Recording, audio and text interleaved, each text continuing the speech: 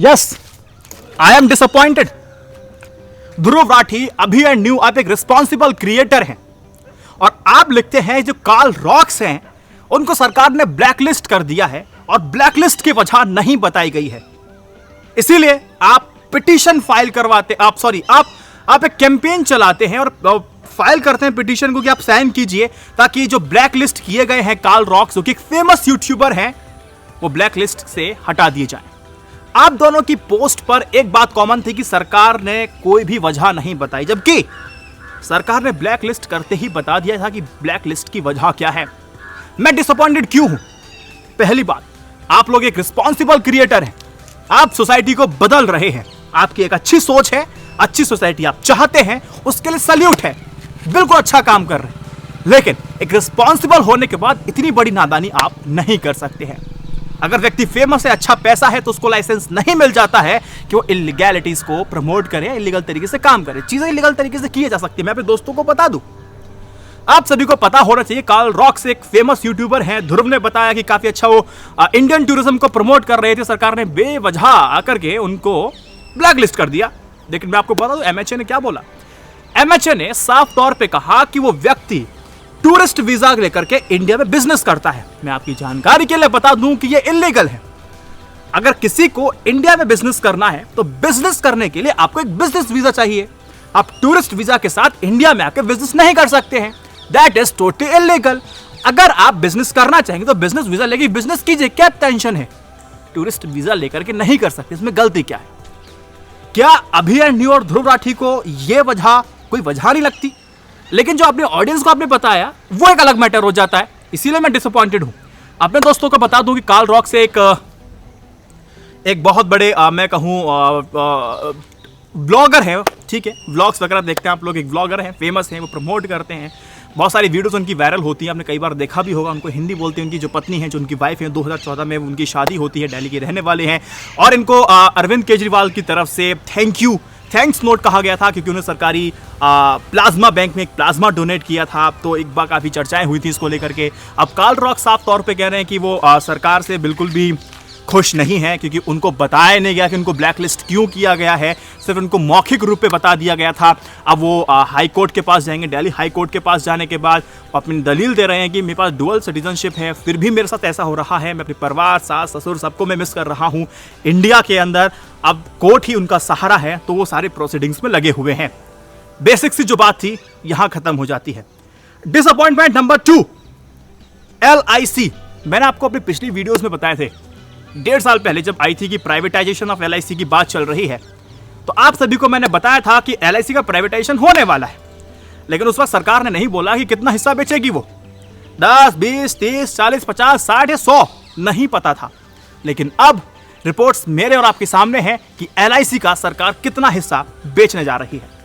देखिए दोस्तों, पहले आपको यह पता होना चाहिए, जो IDBI बैंक था, उसका आरोप ये लगाए जाते हैं कि जो IDBI के जो शेयर्स थे 51%, वो LIC ने इसीलिए खरीदे क्योंकि सरकार का डंडा था। पिछले 5 साल में देखे जाए तो LIC के NPA 2 दुगने हो चुके हैं।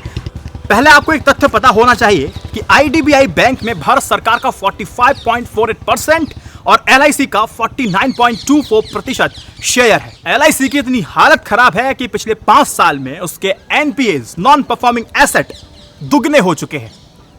यानी कि बड़ी बड़ी फर्म्स उनसे पैसे लिए, उनको पैसा नहीं दिए।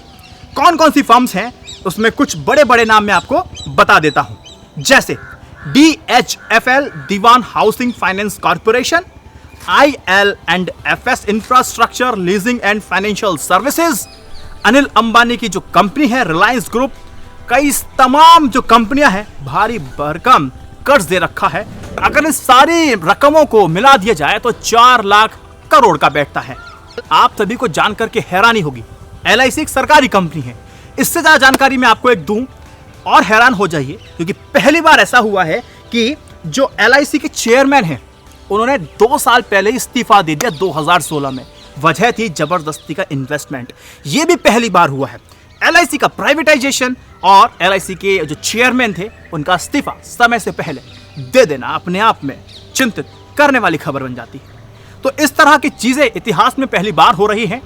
आने वाला इतिहास इस वाले इतिहास को और पिछले वाले इतिहास को किस दृष्टिकोण से देखेगा, ये आने वाला वक्त बताएगा। और अभी मीडिया रिपोर्ट्स की मानी जाए तो LIC का लगभग पूरा हिस्सा सरकार अपना बेचने जा रही है।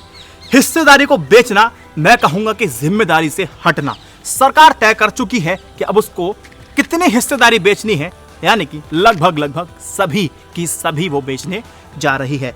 दूसरी बात वैक्सीन को लेकर के, मैं आपको बताता हूं एक अपडेट। एक ग्लोबल वर्ल्ड में चल क्या रहा है कि एस्ट्राजेनेका के लिए, जो एस्ट्राजेनेका की जो वैक्सीन है ना, जो डेवलपिंग नेशंस हैं उसको दान देने की बात चल रही है। ये कौन देश कर रहे हैं? जो डेवलप्ड नेशंस हैं, जर्मनी है, उसके पास, वो कहता है कि उसके पास जो बच्ची को चाहिए एस्ट्राजेनेका है, वो जो डेवलपिंग नेशंस हैं हम उनको दान करने जा रहे हैं। और जर्मन इस वैक्सीन को यानी एस्ट्राजेनेका को नहीं खरीदने जा रहा है। ऑस्ट्रेलिया ने भी अपने पास के एस्ट्राजेनेका वैक्सीन की 25 लाख डोज इंडोनेशिया को दान करने का फैसला ले लिया है।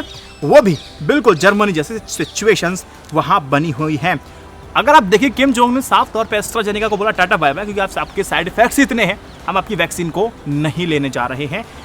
किम जोंग ने साफ तौर पर एस्ट्राजेनेका को बाय बाय टाटा कर दिया है। अब सुनने में आ रहा है कि आप वैक्सीन ले लीजिए, लेकिन आपको एक बूस्टर डोज लेनी पड़ेगी। वैक्सीन आपने फ्री में ले ली, लेकिन बूस्टर डोज को आपको पैसे देने पड़ सकते हैं।